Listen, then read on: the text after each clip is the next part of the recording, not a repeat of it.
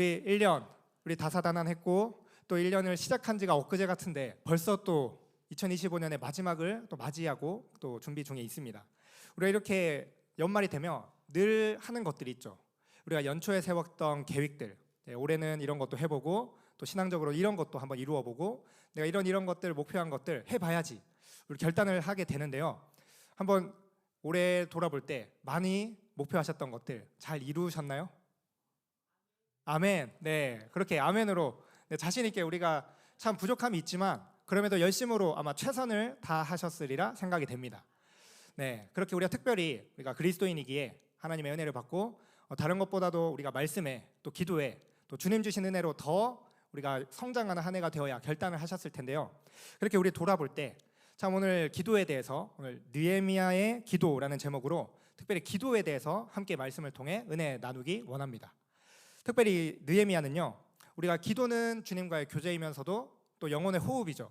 우리 신앙인에게 없어서는 안 된 너무 중요한 요소인 것을 잘 알고 있지만 참 이것을 뭐 바쁘다는 핑계로 또 여러 이유로 잘 지켜 하지 못할 때도 있는 것이 참 우리의 연약한 모습인 것 같습니다. 그래서 오늘 느헤미야의 기도는요, 참 기도할 수 없는 가운데서도 기도하였고요. 그렇게 하나님께서 그 능력을 신뢰하기 어려운 상황 속에서도 신뢰하고 끝까지 하나님을 붙들었기에 참 우리에게 은혜가 되는 것 같습니다. 이렇게 오늘 느헤미야를 통해 정말 주님께서 우리에게 원하시는 삶, 또 믿음의 모습이 무엇인지 한번 돌아보고 또 그 삶을 위해서 우리가 전심으로 살아가기를 결단하는 은혜가 있기를 간절히 소망합니다. 아멘. 네, 오늘 말씀을 보시면 느헤미야는요, 먼저 이러한 마음으로 기도했습니다. 우리 첫 번째는 애통하는 마음으로 기도하는 사람이었습니다.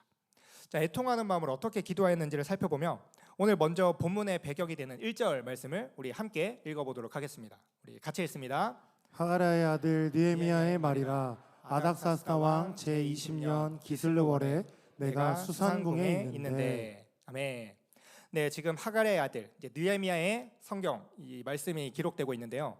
이가 지금 아닥사스다 왕 제20년 기슬르월에 수산궁에 있었다라면서 이제 오늘 말씀을 시작하고 있습니다. 네, 여기서 이제 기슬르월이라고 하는데요. 이제 우리에게 익숙하지 않은 이 기슬르월은 이제 유대의 달력으로는 9월 정도에 해당합니다. 우리와도 좀 비슷한데요. 이제 9월이면 가을 시기에 해당하죠.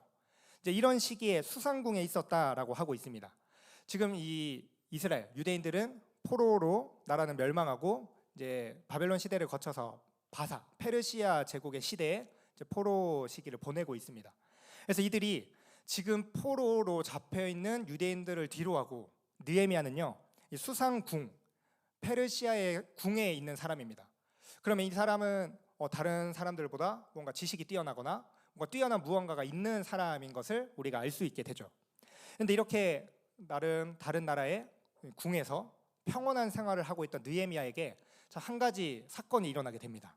그것은 친족 중에 하나였던 하나니가 우리 2절을 보시면 나오는데요. 이제 두어 사람과 함께 유대에서 왔더니 지금 유다의 상황은 어떠하냐 물을 때 그곳 성에는 우리 큰 환란을 당하여서 예루살렘 성은 무너지고 황폐해지고 성문은 불탔다. 큰 고통 중에 있다라고 전한 것이죠. 그래서 그 말씀이 참 하나님에게 들려온 말씀, 어떤 말씀인지 3절 우리 다시 한번 읽어보도록 하겠습니다. 같이 읽습니다. 시작. 그들이 내게 이르되 사로잡힘을 면하고 남아있는 자들이 그 지방 거기에서 큰 환난을 당하고 능욕을 받으며 예루살렘 성은 허물어지고 성문들은 불탔다 하는지라. 아멘. 참 동족 유대인들이 당한 고난, 참 사로잡힘을 면한 사람들조차 그들이 포로에서 벗어났다고 해서 평온한 삶을 사는 것이 아니라 예루살렘 성이 허물어지고요, 성문이 불타고 큰 환난을 당하고 있다는 소식을 접하게 되었습니다. 이렇게 우리의 동포가, 우리 한 민족이 이런 어려움에 당하고 있다라는 소식을 들었을 때 우리의 반응은 어떤가요? 우리 성도님들은 어떤 생각이 드세요? 지금 이 시간에도 우리 연말 연시가 되면 늘 우리 딸랑딸랑 거리면서 하는 게 있죠. 네, 구세군에서 모금을 받고 참 많은 연말에 어려움을 당하는 사람들에게, 이웃들에게 도움의 손길을 펼치는 모습들을 우리가 보게 됩니다. 지금도 참 추운 날씨 가운데 연탄이 또 난방이 또 먹을 것을 제대로 얻기가 어려워서 어려움을 당하는 사람이 많이 있죠. 자, 우리가 그들을 위해서도 함께 기도해야 할 텐데요. 특히 느헤미야는 그 소식을 듣고 이렇게 반응합니다. 우리 4절 말씀을 또 같이 한번 읽도록 하겠습니다. 시작. 내가 이 말을 듣고 앉아서 울고 수일 동안 슬퍼하며 하늘의 하나님 앞에 금식하며 기도하여. 아멘. 네, 느헤미야는 그저 슬퍼하는 것으로만 그치고요.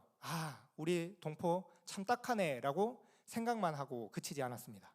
그들을 위하여서 수일 동안 슬퍼하며 하늘의 하나님 앞에 금식하면서 기도하는 것을 보게 되죠. 참 어떤 이들은 뭐 나라에 또 우리 주위에 어려움을 당한다 하더라도요, 이렇게까지 기도하지 못하기도 합니다. 그저 남에게 일어난 일, 나와는 상관없는 일로 여기면서 그저 나는 나에게 주어진 일들, 그저 나한테 필요한 기도의 제목만 하나님께 올리기도 합니다. 그런데 오늘 느헤미야는요, 하나님께서 주신 마음을 가지고 그 조국의 같은 민족이 그 고통을 당하고 있는 것을 보면서 애통하는 마음으로 한 마음으로 금식하며 기도하고 있습니다. 근데 이것이 우리가 볼 때는 성경에 등장하는 믿음의 사람이니까 그런 훌륭한 믿음, 역량을 가지고 충분히 그렇게 성령이 역사하셔서 할 수 있겠구나 생각할 수 있는데요, 참 느헤미야의 상황을 보면 이것은 참 대단한 사건입니다. 지금 느헤미야가 어디에 있죠? 바사 제국 이방 나라에 있습니다. 그러면서 왕궁에 거닐 만큼 높은 고위직에 있는 사람이에요. 그러니까 지금 유대인들이 당하는 그 상황들, 예루살렘에는 가본 적도 없고요, 그들이 얼마나 어려운지 체감할 수 없는 평온한 생활만 하고 있습니다. 그러니까 우리로 치면 이런 거죠. 옛날 일제시대 때 참 우리가 일본으로부터 수많은 약탈과 어려움을 당했는데요, 뭐 일찍이 일본으로 또는 미국으로 넘어가서 제1교포, 제2교포로 살아간 거예요. 그러니까 우리나라가 어려움을 당한다고는 하지만 실제 어떤 상황인지, 얼마나 약탈과 이런 게 심각한지 모르고 그저 자신은 평온한 삶을 살고 개화된 그런 생활을 누리면서 살고 있는 거죠. 그때 동포가 어렵다더라 얘기를 들어도요, 우리가 그것이 얼마나 어려운지 체감하기가 어렵습니다. 그러니까 우리가 지금은 우리나라가 K-컬처다, K 문화 이런 것이 굉장히 세상에 또 영향력을 끼치고 있고, 또 우리가 지금은 그래도 선진국이라고 부를만 하죠. 네, 그 정도의 위상이 아닌가요? 네, 선진국으로 불릴 만큼 기술적으로나 많은 부분에 있어서 참 국력이 많이 향상되었습니다. 그럼에도 불구하고 우리 외국에서 2세대, 3세대 지나다 보면 어때요? 벌써 발음부터 어눌해지고 그 관용적인 표현이나 우리의 문화를 이해하기 어려운 모습들을 보게 됩니다. 그러니까 지금 느헤미야 입장에서는요, 지금 유대인들이 가지고 있던 어떤 신앙의 열심, 그 관습들, 율법적인 삶에 대해서 그대로 이해하기, 알기가 쉽지 않은 상황에 있습니다. 그럼에도 불구하고 느헤미야는 누구보다도 그 나라를 위해 슬퍼하고 우리가 믿음으로 하나님 앞에 바로 서기를 위해서 기도하는 사람이 이 느헤미야였습니다. 이렇게 하나님을 향한 사모하는 마음을 가지고 기도하는 사람에게는 이런 애통하는 마음, 나에게 주어진 나라를 위해 또 주어진 믿음의 사람들을 위해서 애통하며 기도하는 마음을 부어주신다는 사실입니다. 오늘 느헤미야와 같이 우리가 이 기도가 필요한 곳에 하나님의 주시는 그 마음을 가지고 애써 힘써 기도할 수 있는 저와 여러분 되시길 주님의 이름으로 소망합니다. 아멘. 또 두 번째로 느헤미야에게 나타나는 모습을 바라보면요, 더디 임할지라도 인내로 기다리며 기도하는 사람이었습니다. 느헤미야가 기도를 그렇게 시작한 지 금식하며 애통하며 간절히 기도했지만 어느 시기가 지나도 큰 반응이 나타나질 않습니다. 그래서 하나님의 일이 시작되는 우리 2장의 1절 말씀을 보시면 이렇게 말씀합니다. 아닥사스다 왕 제20년 니산월에 왕 앞에 포도주가 있기로 내가 그 포도주를 왕에게 드렸는데 이전에는 내가 왕 앞에서 수심이 없었더니. 아멘. 네, 지금 이전에 우리 1장 1절에서는 무슨 월이라고 했는지 기억나시나요? 기슬르월. 네, 표현이 좀 난해하지만 기슬르월이고요. 지금은 니산월이라고 합니다. 이제 니산월은 우리 유대력, 우리로는 해가 지난 1월에 해당합니다. 그럼 몇 개월이 지났죠? 4개월이 지났습니다. 지금 느헤미야가 애통하며 금식하며 그 나라의 회복을 위해 기도한 지 4개월이 지났는데요, 그럼에도 별다른 조치가 취해지지 않았어요. 그러니까 우리가 참 기도하면서 우리가 가지고 있는 기도 제목, 또 나라를 위해, 교회를 위해 기도하면서 우리가 하나님께 기도하면 즉시 무슨 일이 일어나야 마치 응답받는 것처럼 생각하곤 합니다. 근데 때로는 하나님께서는 그 시기가 우리가 원치 않는 시기, 하나님의 때에 때로는 바로 임하시기도 하고, 때로는 4개월이 지나도, 때로는 몇 년이 지나도 하나님의 때에 하나님의 방법으로 이루신다는 것을 우리는 기억해야 합니다. 이렇게 4개월이 지나서요, 특히 우리 아까 1장 1절에서 말하는 것은 수상궁에 있었다라고 말씀했어요. 근데 지금은 니산월에 어느 곳에 있었냐면, 이제 여기에는 좀 페르시아의 통치 체제의 그 수도에 대한 이해가 필요합니다. 페르시아는 우리 흔히 들어보셨죠? 거대한 제국을 이루어서요. 그 영토가 굉장히 넓었습니다. 그래서 하나의 수도에서만 정치를 하는 것이 아니라 이제 지방 분권으로 여러 지역에 나누어서 정치를 했습니다. 그래서 주로 이제 페르세폴리스라는 수도가 주요 이제 수도였고요. 공식적인 수도는 페르세폴리스였지만 우리 아까 말했던 수사에도 수상궁 수도가 있었고 또 앙메다라는 수도가 있었고요. 또 우리 익숙한 바벨론이라는 4개의 지역에서 이 시기마다 나누어서 정치를 펼쳤습니다. 특히 이 앙메다 궁이라고 하는 곳은요, 이제 에스라서에서 나오는데 이제 날씨가 굉장히 추운 곳이에요. 그래서 겨울에는 있을 수 없어서 겨울이 되면 여름이 되면 상대적으로 이제 다른 지역보다 시원한 앙메다 궁으로 가서 이제 정치를 하다가 또 날이 바뀌면 겨울을 앞두고는 이제 수상궁으로 옵니다. 그래서 이렇게 수상궁에 온 시기와 지금은 앙메다 궁에 있는 시기, 그러니까 시기별로 차이가 나서 정치를 펼치고 있어요. 근데 우리 수상궁이라고 하는 표현은 아까 그 말씀은 9월의 시기는 본격적인 겨울이 찾아오기 전이기 때문에 이제 막 거처로 옮긴 겁니다. 이제 정치적인 준비나 이런 것들을 본격적으로 시작하기 전이에요. 그러니까 그런 정치적인 일이 일어나기도 전에 이미 하나님께서는 느헤미야를 통해서 역사하셔서 하나님이 행하실 일을 준비하고 계셨습니다. 그래서 하나님께서는 느헤미야를 기도를 통해 4개월 동안 응답을 하지 않으신 것 같았지만 우리의 시각으로는 느헤미야의 시각으로는 모르는 시기에 하나님의 방법을 계획하고 계셨어요. 그것이 참 우리에게는 참 우리의 생각대로 되어지지 않더라도 우리가 인내와 끈기를 가지고 기도해야 하는 그런 하나님의 뜻을 바라보게 합니다. 그래서 우리 엘리야도 참 기근 중에 비가 오지 않음으로 인해 참 7번을 기도했지만 중간중간 눈에 보이지 않아도 끝까지 기도할 때 하나님의 응답을 받았고요.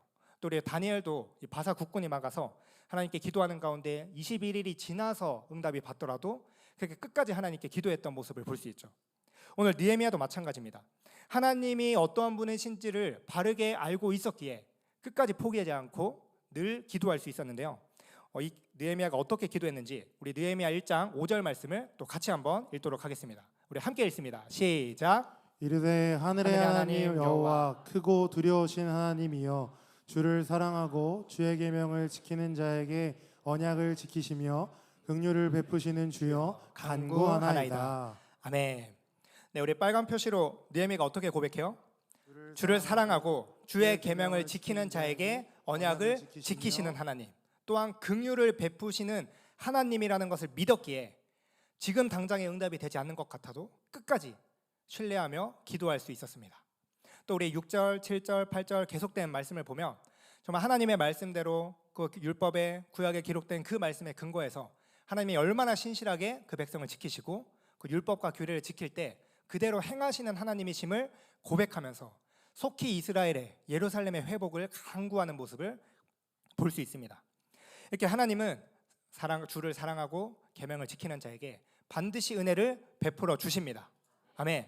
우리가 깨어 기도하면 하나님은 반드시 그 기도에 응답해 주십니다. 아멘.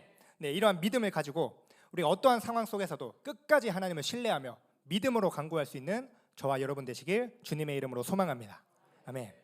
또 이렇게 느헤미야의 기도는요, 마지막 3번째는 삶의 모든 순간 기도하는 사람이었음을 우리가 볼 수 있습니다. 참 느헤미야가 이 동족의 아픔을 듣고 그 애통하는 마음을 가지고 기도했던 것도요, 또 속히 임하지 않을지라도 인내하며 기다릴 수 있었던 것은 평소에 늘 주님께 기도하는 습관, 주님께 모든 순간 주님의 뜻을 아뢰는 그런 믿음이 있었기 때문이었습니다. 그래서 참 느헤미야가 있었던 자리는요, 이제 술관원으로서 굉장히 많은 왕의 위엄을 지켜야 하는 자리였습니다. 그만큼 수많은 왕의 의심과 그 정적들에 대한 경계를 했어야 되는데요, 그때 왕의 위엄과 의심이 있었을 때 어떻게 반응하는지 우리 느헤미야 2장 4절 말씀을 함께 읽도록 하겠습니다. 시작. 왕이 내게 이르시되 그러면 내가 무엇을 원하느냐 하시기로 내가 곧 하늘의 하나님께 묵도하고.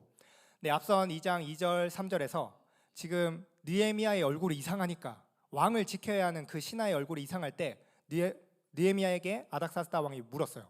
너의 얼굴이 수심이 가득한데 왜 그러냐 물었을 때 이제 4절에서 이렇게 답하는 거죠. 그저 자신이 생각하는 것을 그대로 아뢰는 것이 아니라 내가 곧 하늘의 하나님께 묵도했다. 느헤미야는 언제 어디서나 늘 하나님께 묵도하고 기도하며 그 뜻을 구하는 기도의 사람이었습니다. 이렇게 이 찰나의 순간에도 묵도하였던 것처럼 하나님이 나에게 무엇을 원하시는지, 내 삶을 통해 어떤 일을 행하시는지를 잘 기도하고 간구하는 사람이었기에 하나님께서 원하시는 일을 이루어가는 그런 은혜를 경험할 수 있었습니다. 참 느헤미야가 이 성벽을 재건하면서요, 얼마나 많은 어려움을 당했는지 우리가 참 성경을 통해 알 수 있죠.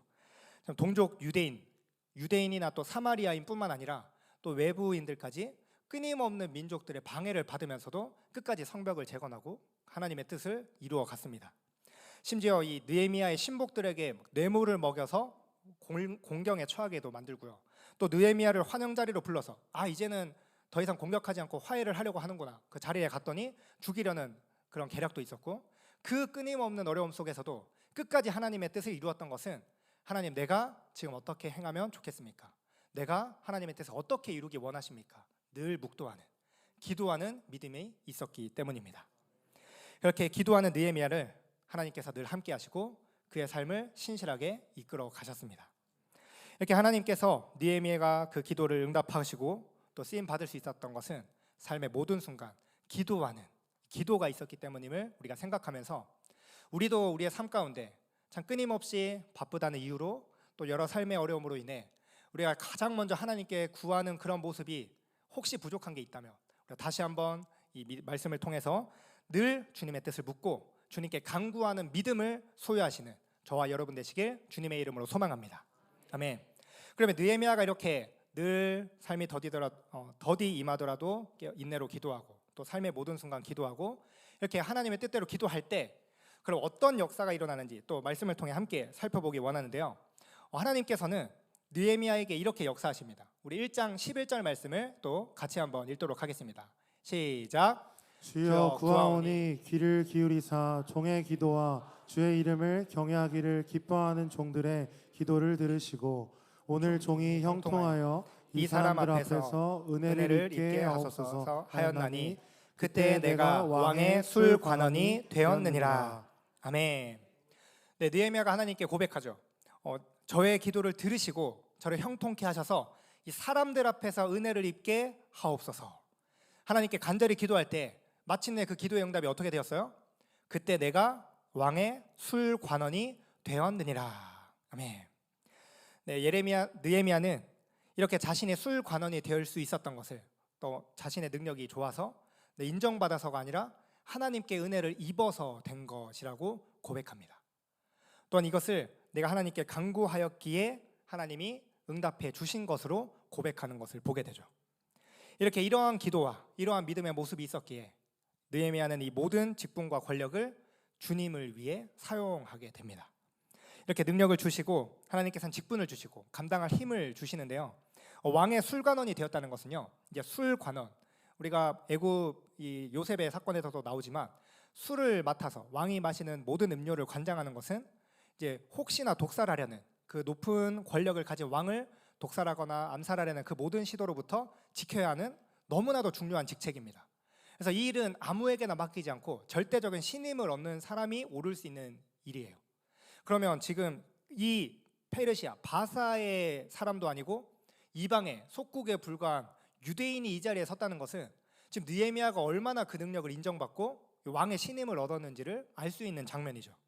이렇게 느헤미야가 이만큼 능력이 있는 사람이다라는 것을 보여주기도 하지만 느헤미야가 입었던 은혜, 이것이 얼마나 큰 하나님의 인도하심이었는지를 보여주는 말씀이기도 합니다. 그래서 2절을 보면 2장 2절에서 왕이 이렇게 묻습니다. 아까 그 질문이 왕이 내게 이르시되 네가 병이 없거늘 어찌하여 얼굴에 수심이 있느냐, 이는 필연 내 마음에 근심이 있음이로다 하더라. 그때 내가 크게 두려워하여. 우리 아까 4절의 대답에 먼저 왕이 질문한 내용입니다. 그러니까 늘 술이나 음식에 독을 타고 언제 이 암살하려는지 모르는 위험이 있었기 때문에 왕은 모든 신하의 어떤 얼굴, 표정, 수상한 움직임에 늘 예민해 있어요.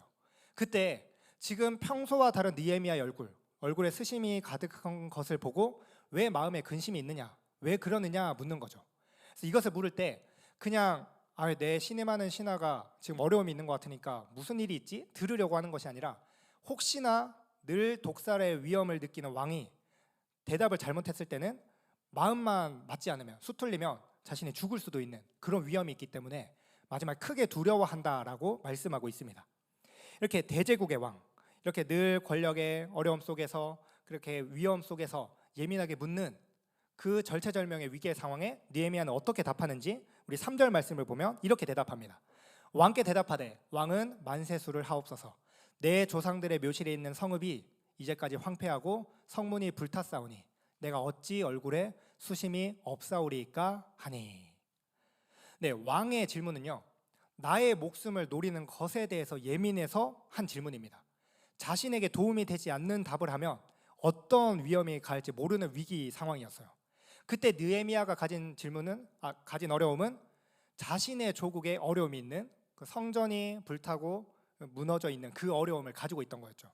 자칫 잘못하면 왕을 지켜야 하는 그 신하가 자신의 나라의 어려움을 가지고 있다라고 할 때 그것은 위기가 될 수 있을 때 이런 지혜를 발휘한 것입니다. 이 조상의 묘실이 있는 성읍이 황폐하고 불탔다. 이 대답이 왜 지혜로운 질문이었냐면요, 이제 페르시아에는 우리 바리새인들과 같이 내세에 대한 또한 부활에 대한 그런 사상을 가지고 있었습니다. 그래서 우리가 흔히 우리 유대인들 안에서도 계파가 이제 사두개인들은 부활에 대해서 인정하지 않죠. 근데 바리새인들은 부활에 대해서 인정하고 이제 내세를 인정합니다. 그러니까 이들이 사두개인들이 바리새인들이 늘 논쟁하고 정치적인 정적 관계에 있을 때 사두개인들이 이렇게 공격해요. 야, 너희들 내세가 있다는 것, 부활이 있다는 것은 너희가 신실한 어떤 유대인의 인정받는 그런 지도자가 아니라 저 페르시아에게 영향을 받은 거 아니냐.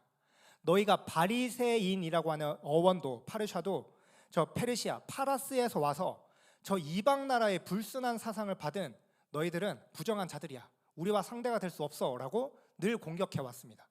그러니까 지금 이들은 페르시아에는 내세와 부활에 대해 사상을 가지고 있었다 보니까 느헤미야는 그 부분을 건드려서 그 어려움을 아는 것이죠.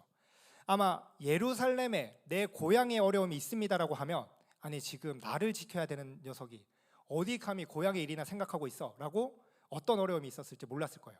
그렇지만 지금 이 페르시아인들도 관심을 가지고 있던 내세에 대해서 너희 조상들의 묘실에 그런 어려움이 있어? 그러면 내가 도와야지. 그렇게 하나님께서 지혜를 주시고 그 기도하는 대답 가운데 하나님의 은혜를 임하게 하는 놀라운 대답, 놀라운 사건이 되었습니다. 만약 예루살렘이었다고 하면요, 우리 에스라서에서 아닥사스다 왕이나 이 어떻게 받아들인지가 잘 드러납니다. 우리 에스라 4장 13절 말씀 보시면 이렇게 말씀합니다. 이제 왕은 아시옵소서. 만일 이 성읍을 건축하고 그 성곽을 완공하면 저 무리가 다시는 조공과 관세와 통행세를 바치지 아니하리니 결국 왕들에게 손해가 되리이다. 이것은 지금 사마리아 사람들이 이제 에스라와 성전을 건축하려는 사람들을 방해하기 위해서 한 말입니다. 그러니까 자기들도 이제 나름 유대인들의 한 민족으로 이제 사마리아인들이 성전 건축하러 에스라와 그 무리들이 왔을 때 스룹바벨에게 가서 우리도 함께 동참하게 해달라. 그래서 성전이 건축됐을 때 그 영광에 좀 동참하려고 숟가락을 슬쩍 얹으려고 하니까 이제 스룹바벨은 하나님이 우리에게 주신 우리가 감당해야 한다고 거부했죠. 그러니까 자신들이 거부받고 나서 수단과 방법을 가리지 않고 성전 건축을 방해합니다. 그때 이렇게 말하죠. 저들이 예루살렘의 성곽, 그 성읍을 완성하게 되면 다시 조공도 바치지 않고 자기의 나라를 재건해서 페르시아의 바벨론의 적국이 될 겁니다. 그래서 절대 성곽을 완성하게 하면 안 됩니다라고 고한 것이죠. 그래서 이것을 명령했던 아닥사스다 왕이 다시 이 느헤미야가 우리 예루살렘이 성문이 불타서 재건해야 됩니다라고 했다면 자기가 예루살렘에 재건 안 된다고 했는데 뜻을 돌이킬 수 있었을까요? 아마 못하게 했겠죠. 그럼에도 하나님께서는 그 조상의 묘실, 기도하며 지혜롭게 대답한 그 답을 통해서 다시 성곽을 재건하게 하는 은혜를 부어주십니다. 심지어 이 광경을요 얼마나 완벽하게 치밀하게 준비하시는지 이 상황에서 옆에 왕후도 있었다고 해요. 우리 6절 말씀 보시면 그때 왕후도 왕 곁에 앉아 있었더라. 왕이 내게 이르시되 내가 몇 날에 다녀올 길이며 어느 때에 돌아오겠느냐 하고 왕이 나를 보내기를 좋게 여기시기로 내가 기한을 정하고. 네, 옆에 왕후가 앉아 있었다는 것, 이게 어떤 것을 의미할까요? 네, 우리가 흔히 남자들이 그런 게 있죠. 그러니까 평소면은 괜히 안 할 것도 이제 뭐 시비를 붙거나 하면 그냥이면 지나갈 것도 옆에 내 여자가 있으면 어때요?